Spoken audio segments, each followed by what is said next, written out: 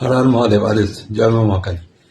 আপনি ধরুন কোনো ভাড়া বাড়িতে গেছেন এবং সেই বাড়িটাতে অনেক রকম দোষ ত্রুটি থাকতে পারে, সেটা যাতে আপনার উপরে না বর্তায়, মানে আপনার যাতে অমঙ্গল যাতে না হয়, সেই জন্য আমি একটা ছোট্ট উপায় আমি বলে দিচ্ছি।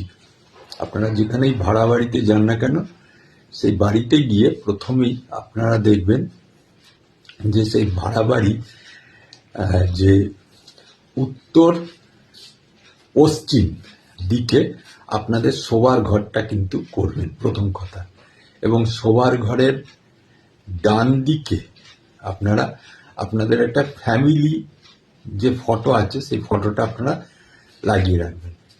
নেক্সট যেটা করবেন সেটা আপনাদের যে ঘরটার বা যে যতটুকুনি বাড়িটা নিয়েছেন আপনি ভাড়া, তার ঠিক ঈশান কোণে আপনারা একটা ওয়াটারফল অর্থাৎ ঝর্ণার একটা কিনতে পাওয়া যায়, ঝর্ণা, ইলেকট্রিকের ঝর্ণা কিনতে পাওয়া যায়, সেই রকম একটা ঝর্ণা আপনারা লাগিয়ে দিন।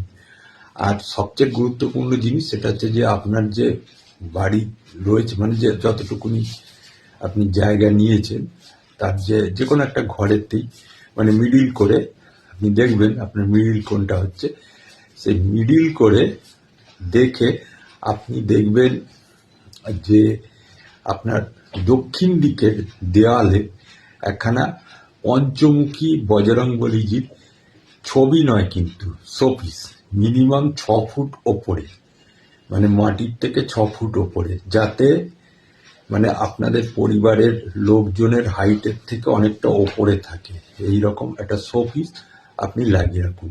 পুজো করতে হবে না, পারলে ধূপধুনো দেবেন, সেটা কোনো ব্যাপার না, কিন্তু প্রতিটা মাপই করতে হবে। মানে আপনি যতটা অংশ ভাড়া নিয়েছেন সেই ভাড়ার যে মিডিলটা অর্থাৎ ব্রহ্মস্থানটাকে আপনাকে বার করতে হবে।